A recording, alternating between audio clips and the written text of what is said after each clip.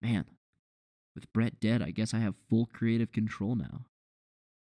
This could be a chance for a fresh start, to get away from that weird shit Brett put me up to. Alright, let's give this a try. This is Matt Cummins with the Night is Dark podcast. No, that won't do. My voice always sounded so dumb. Let me try this again. Okay, here we go. This is Matt Cummins with the Night is Dark podcast. That's a stupid name. This is Matt Cummins with the Dark Knight podcast. The name still sucks. This is the Matt Cummins with the no. This is the Bad Dream Don't Sleep Real Good podcast with your host, Matt Cummins. Wait, no. That doesn't work either. Let's see. With your host, Death Scribble, no. Oh, shit. Death Scribe Von Gorslut. Haha, that's it.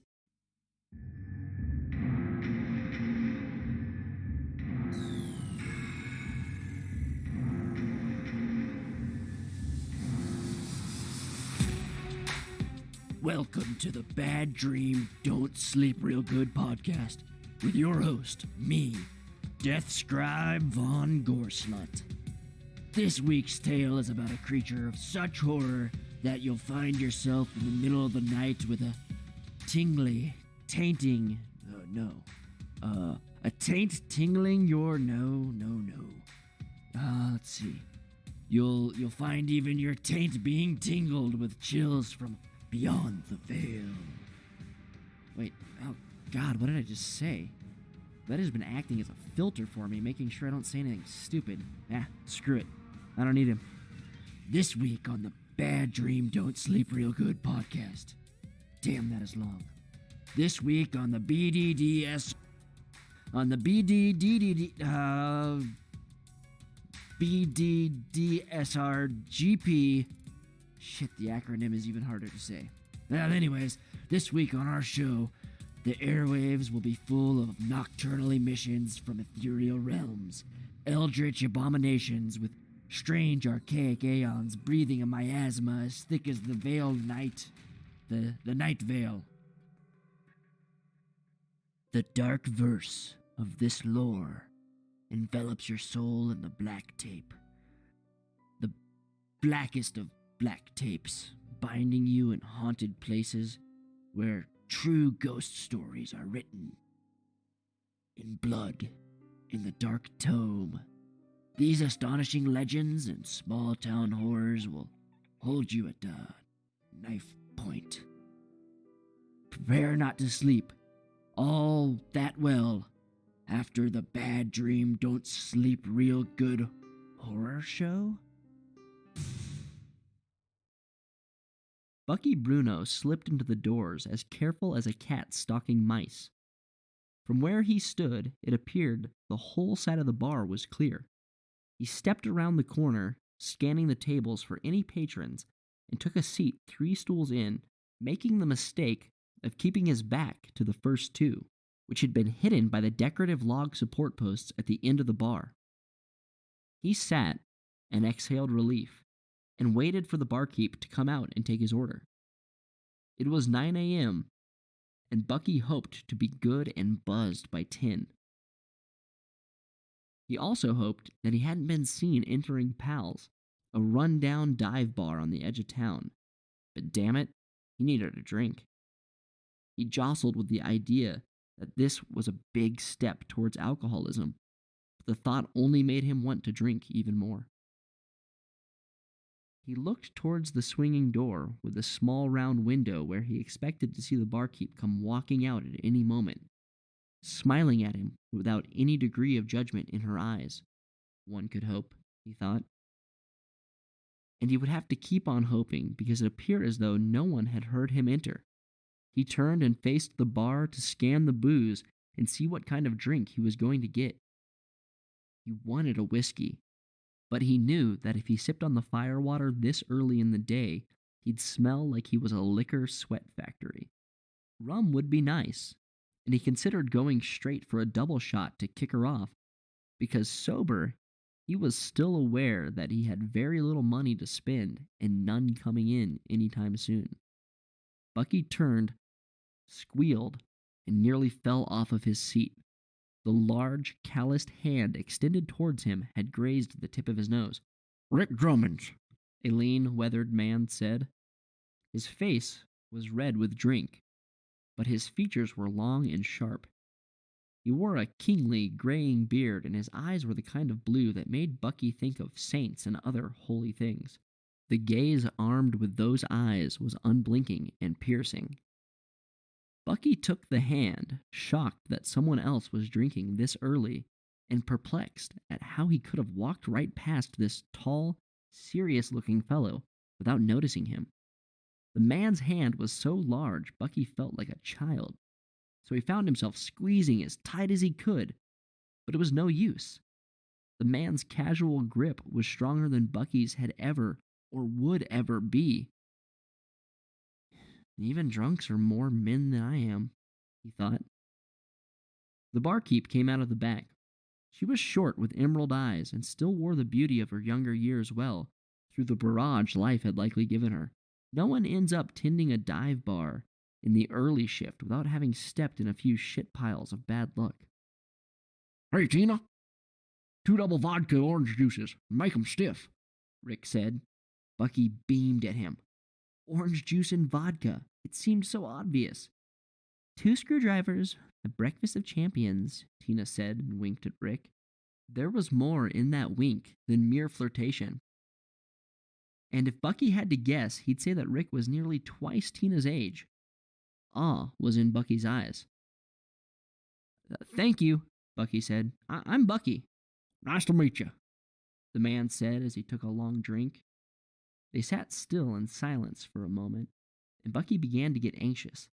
He wasn't the best conversationalist, and he found himself stumbling through small talk, never with anything interesting to say, and clamming up more often than not. Typically, once he began to speak, his unease would spread, and he'd drop off at times with half-spoken sentences into an awkward silence. That would not happen with Rick, as Bucky would soon find out. Bucky turned and glanced at Rick, who nearly polished off his beverage in one long drink. There was an empty glass sitting next to the newly half-empty glass, and Bucky noticed 2 more were sitting by the bartender's sink. He wouldn't need to feel ashamed of drinking before breakfast with this man, but he marveled over Rick's composure.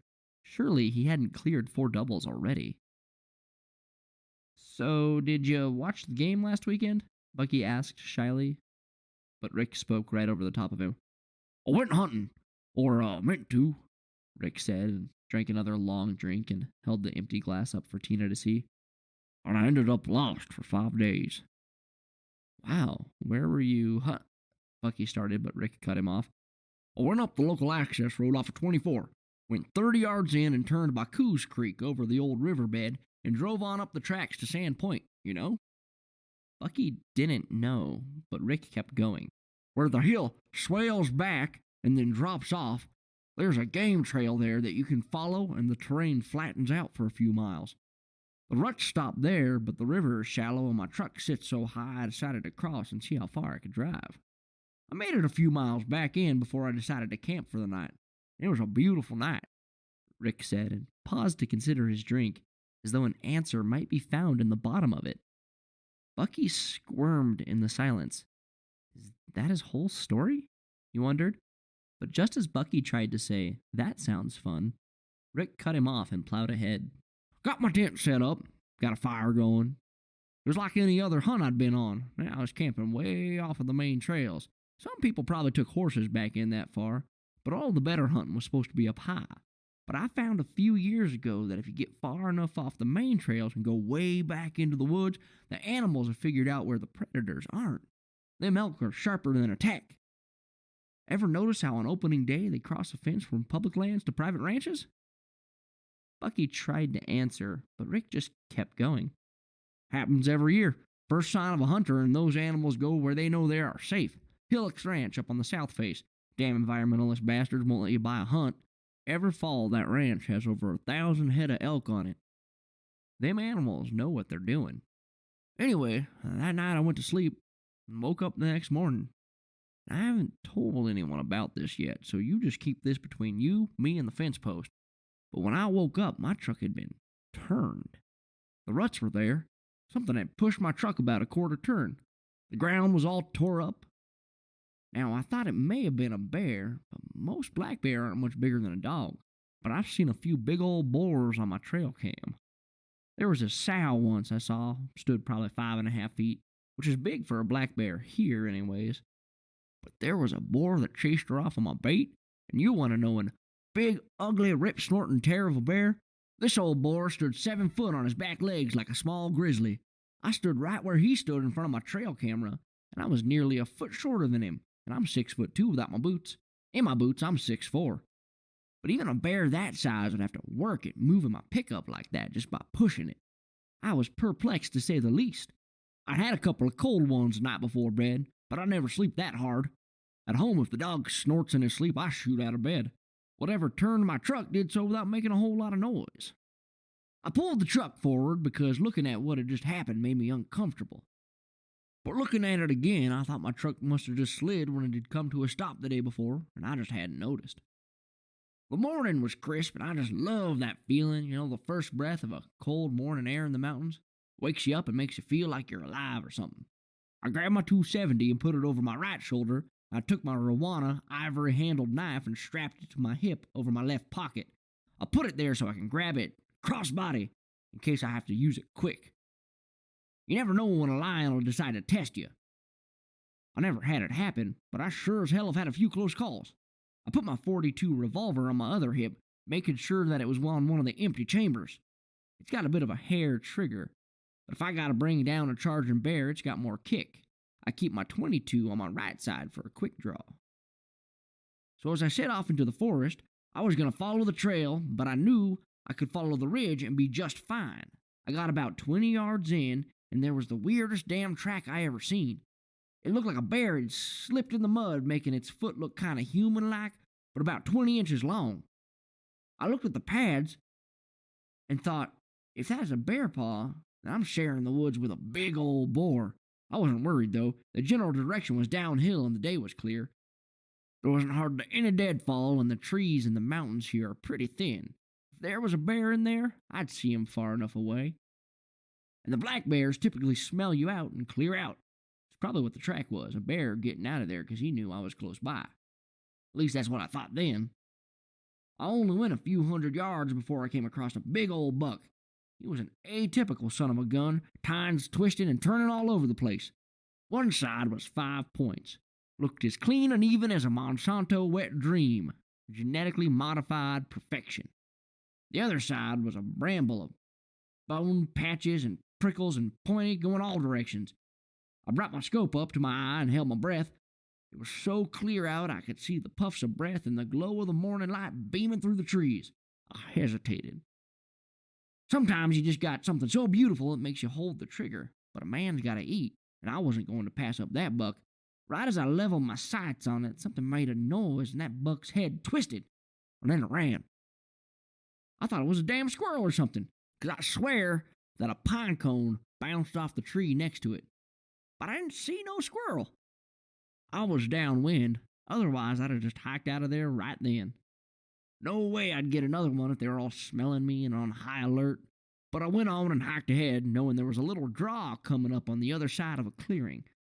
I'd seen it from up above a little while earlier, and I knew if I kept southwest, I'd get there in no time. Sure enough, I came to a clearing, and there were 3 mule deer just sitting there, sunning themselves. I raised my 270 and... Rick stopped and took a drink, and then just stared at his glass. Bucky didn't know what the hell this man was trying to tell him, but he wasn't about to stop him. As long as Rick kept refilling that glass, Bucky was going to soak it all up. A pine cone scaring a deer, he thought. What typical hunting story pish-posh. "Another round, Tina," Rick said, and Tina filled the drinks again. She had been listening from down the bar as she worked at cleaning a congealed spill of some syrup-heavy drink from the night before. Rick didn't speak for several minutes. He just seemed to be looking at the drink in front of him, as though there was something tragic at the bottom of it all. Well, that's too bad you didn't get... It grabbed me! Right then and there! That son of a bitch grabbed me! And I tried to fight, but I was like a damn rag doll, and I passed out, Rick said, and Bucky was shocked to see a single tear running over the peak of Rick's considerable nose. The deer? Bucky asked, confused. It weren't no deer, Rick shouted as he stared with the veins showing red in the whites of his intense blue eyes. Bucky nearly fell off of his stool, and he looked to Tina for help, but she just kept on wiping. Was it a cougar or something? It weren't no cougar either. It was. Rick leaned in and said in a near whisper so that Bucky could only hear. It was a goddamn Squirsnatch. Bucky started to laugh, but it caught in his chest and he choked on it. If that laugh had come out, he was sure Rick would have used those big hands of his to break Bucky in two like so much brittle kindling. I don't know what a Squirsnatch. Next thing I know, I'm waking up in a cave and I can feel it behind me, Rick said, his hoarse voice straining. I woke up and I thought for a moment that I had a dog on me or something. One of those labrapoodles. Labradoodles? Bucky tried to interject. Yeah, a labbypoodle. And it had that same curly brown hair. I thought, what in the hell could this be? As I went to move what I thought was a dog, but bucko, it weren't no dog. It was a damn hairy hand, and that hand was attached to the hairiest arm I ever seen, and then the smell hit me. And I looked around to see where I was at, and I was in some kind of root system underground, but it had been dug out, and there were these spaces where the light came in through the roots. The smell was like a foul-smelling bog, like there was too much moisture and too many natural things, too much life happening. It was the smell of nature so concentrated that it was a stench. I started squirming, and it held me there with its arms pressed up against me like I was the little spooner and it were the big one. Spooning? Bucky marveled as he emptied his drink and waved to Tina to refill his beverage. So I tried to fight, because I could feel it, behind me. It seemed to be enjoying itself, and I got this crazy idea, this crazy feeling. It was like sort of behind me, holding me like I was lover or something, and I started thinking, oh no, if it's a male, something funny might happen that I might not forget. And I swear I feel it for a minute, and oh God, I start swinging and scratching and clawing until I got free, and I turned to see it there, kind of staring at me like I heard its feelings. And I see what I thought was its, well, there was a stick kind of poking up from the ground between me and it. So, I was glad to see that, because it turned out it was a she-snatch, Rick said, and looked at Bucky as though what he said made perfect sense. A she-snatch, Bucky marveled again, as opposed to a he-snatch? Yeah, this here Squirsnatch, Rick continued. Ah, Sasquatch! You mean Sasquatch, Bucky shouted, and Rick cocked his head to the side and looked at him like he was the dumbest human being on Earth. Oh, sorry, Bucky said. Rick sat in silence for a second, and then Bucky started to say, personally, I think they could be real. Yeah, a Squirsnatch, like I said, and a female. It was a busty one, too, but you could hardly tell through all the hair. It was long and thick, lying there on its side, Rick continued, and Bucky looked back at Tina, who had stopped wiping up the bar, but wouldn't return his eye contact. He was at sea without a life preserver. He turned back to Rick, who had continued his tale. It had taken my .270 and my knife from me, but I still had my .22 and my .42 on my hips. I could see the entrance to the hole we were in, but I didn't know what she'd do if I moved towards it. I put my hands up in a passive way to show her I meant no harm. She looked back at me, and she was the ugliest thing I'd ever seen. Her face was long and with a large shelf of brow and kind of a flat, sort of nose-like snout. Her eyes were dark green, and the Same hair covered her entire body and her face. She looked more like a man than an ape, but she was all as hairy as a sheepdog, and her teeth were a shade of brown. Oh man, just looking at her made my skin get up and crawl around, like looking at like a bloody car wreck or Hillary. Like who? Bucky said, but then it sunk in. He thought about telling Rick that was offensive, but then he took another drink. Bucky thought about going to the bathroom, but when he stood up, the world seemed to rock as though he were on a boat. He sat back down and it all went still. Well, I was considering going for my gun, but the space was small, and she was so damn muscular that I didn't think I'd be able to get a shot off without her ripping the gun from my hands. That's when she took out my .270 and started looking around at it. She flipped it around and put the barrel up under her nose and sniffed at it.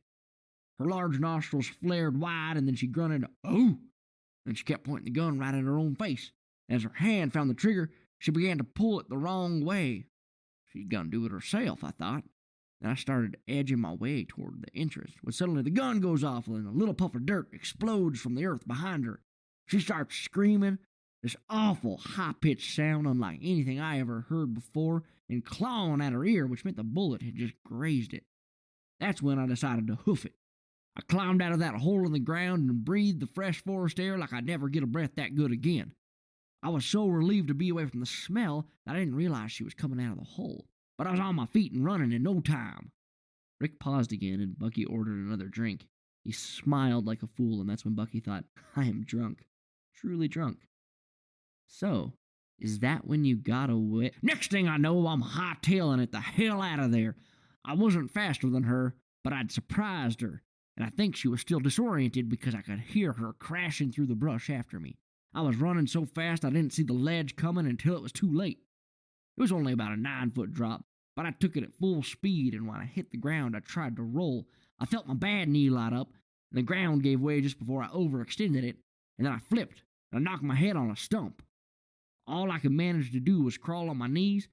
I couldn't see where I was going or what I was doing because I felt like I had fireworks sparking up in my skull.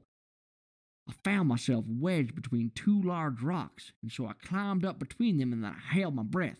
I could hear it snorting up on the rocks behind me. I craned my neck, and I found that on the top of the rocks there was this little bush. I stood quietly and peeked through. That's when I saw her starting to throw a fit. She stormed around, kicking rocks and snapped down branches thicker than my arm like nothing but twigs. She moaned a sort of "ow" sound. Bucky nearly jumped off of his seat as Rick went on with his tale. Then she sat down, put her face in her hands, and she kind of started weeping, like the saddest woman you ever seen. Now I realized then that I had my .42 on my hip. I drew it, I took a deep breath, and then I stepped around the rock with the gun raised. Rick took a drink, then slowly went on. She didn't see me for a moment, but when she did, she just looked up at me slow and sad-like, as if she were coming out of some awful dream and to a calm realization. That's when I really looked into her eyes for the first time, and I saw sadness that I'd never seen before. I could have pulled the trigger. Maybe I'd have taken that sadness away, but I can't say for sure that it would have done more than piss her off. Instead, I lowered the gun and looked at her and realized what I was seeing. I'd seen it before in strangers in this place here. Right here in this bar, people sitting around with no family to speak of, or perhaps a family, but that no longer spoke to them. Sadness is one of those universal languages, like the American of emotions. I think you mean English, Bucky said, but Rick didn't hear him. I put my gun back in my holster. I could tell that she weren't going to hurt me, and I walked closer to her and said, It's okay, girl, I ain't going to hurt you. She couldn't understand the words, but she seemed to get the body language all right, and that's when I thought, this here Squirsnatch is a smart one.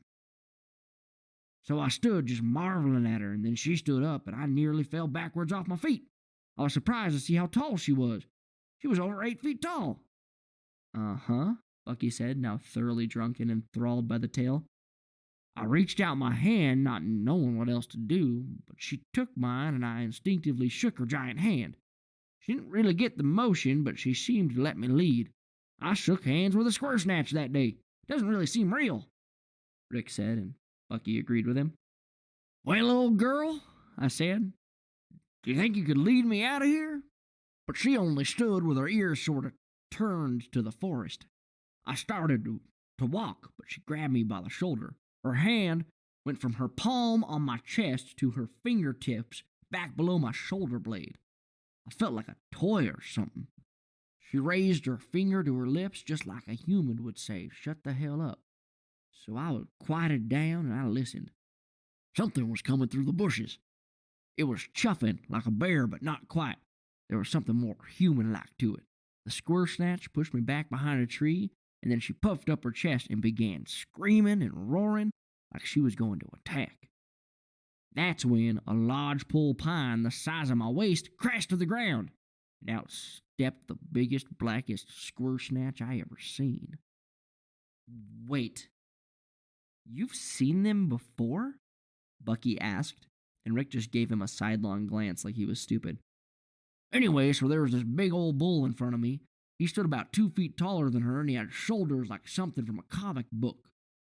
He rushed her like a linebacker, mixed with some kind of gorilla running on 2 feet, but then launching himself at the last second with all four. She caught him in midair, used his momentum to spin off of him sideways, and then slammed him into the biggest piece of granite around there. The thing's arm broke with an audible crack as it fell to the ground and then writhed in pain and anger. Rick went silent for a moment and then swirled his drink. Why were they fighting? Was it like a territorial thing? That or mating, I thought at first, but I'd find out otherwise. So this big old Squirsnatch is just bawling and holding its arm. Then it stands up and roars, reaches out with its other, and claws the she-snatch across the face, tearing streaks of flesh away. She roared so loud I covered my ears. Then he grabbed her and pulled her towards him, kneeing her in the belly and then sinking his teeth into her shoulder. Blood poured down, matting her fur. She was screaming and trying to pull free, but he held her with his teeth. Then he took his hand and started bending her other arm backwards, and I could see her elbow about to give and hyperextend, so I drew my .22 and I fired 3 rounds square into his back. Blood spurted from 3 holes, and he roared into the sky and pushed her to the ground, turned and stared me down. She wasn't the ugliest thing in the world after all. His skin and fur was black, which may have been beautiful if it weren't for his face looking like the flesh had been torn off and sewn back on the bone all wrong and at weird angles. His face was so scarred that things didn't line up anymore, and he was missing an eye, too. He turned and charged me. I pulled up my .42 and I got off 3 rounds, which only managed to slow him down just enough that I dove out of the way and he crashed into the trees, knocking one to the ground. He was bleeding good now, but I couldn't tell if I'd dealt him a fatal wound, and maybe I wasn't capable of actually killing him. He had 2 bullet holes in his chest, but I don't think they even passed through the muscle, because if they had, he should have been coughing up his own blood. I had 2 bullets left, and I planned on firing one at him and saving the other for me if he didn't stop coming. I'd rather shoot myself than be torn apart limb from limb. He stepped towards me and reached his long finger into one of the wounds in his chest and then pried out the bullet and threw it to the ground. It hadn't even reached the bone. It was just a flesh wound. I leveled my gun on his face and said, "Come and get me, you cock-gobbling piece of shit!" He roared, and I fired off a round. His head snapped back, and then he fell to the ground, writhing and digging into his mouth with his hands. He spun, crashing into the trees, and I saw from behind that one of the probing fingers had found its way out of the bullet hole through the back of his skull. He fell to the ground like some sort of drunk, not paralyzed, but some circuitry had gotten broken by that bullet. He fell down and thrashed until he was finally just laying there, breathing in rasps. I got close then, perhaps closer than I should have, and pointed at it. I was about to finish him off when I felt a gigantic hand resting on my shoulder. I turned to see her staring down with sadness again, but not anger. She reached down and patted the hair of the he-snatch, and it growled and snapped at her. She grunted a word, and I swear it sounded like, "Brother." And then she took his head in her hands and twisted it snapping his spine the rest of the way.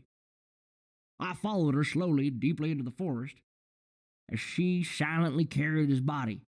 She walked so softly that you wouldn't have ever known she was there if it weren't for me snapping branches as I walked. We came to a clearing in a small stand of trees. The soil there had recently been disturbed, and there were 3 mounds, one large and 2 small. At the head of each mound was a stick doll made from leaves and twigs. One was large, and the other 2 were small like children. She quickly dug a 4th hole and then dropped this large body into it. She pointed at the 3 previous mounds and then pointed at the body in the hole. "He killed him?" I said, and then she grunted. Your brother killed your family," I asked, and she grunted, and then she sat down and wailed. Bucky stared at the man and then decided that he believed him, or wanted to, at least. "So what happened?" "Don't know," Rick said. "What? How don't you know?" Bucky asked, astonished. "Next thing I knew, I woke up back in my camp. My head felt like it was splitting in 2, and it had a lump on it. I was lying on ground next to my truck, and something had drank the whole case of beer I'd brought with me. It was the damnedest thing," he said before he polished off his 6th double vodka before 10 that morning.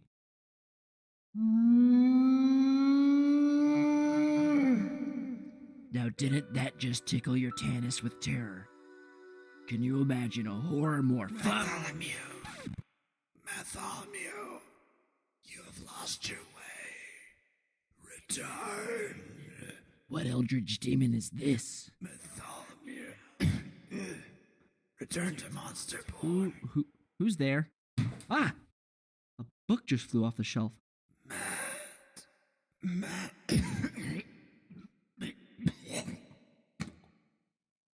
Sorry, I had a frog in my throat. See? There it goes. Matt, you need to continue our work. You need to complete monster porn. Brett, you're dead. Wait, you are dead, right? I am dead. Dead sexy. Thank you for listening to the Bad Dream Don't Sleep Real Good Fucking Scary Horror Show with your host, Death Scribe von Goreslut. This week's story was The Squirsnatch, scribed by the occult pen of some sexy mofo named Matt Cummins. The podcast, BDSM, is a product of Monster Porn, which is a product of Ortbox Media, which is a product of 4 billion years of natural selection, which is a product of the Almighty. I want none of this.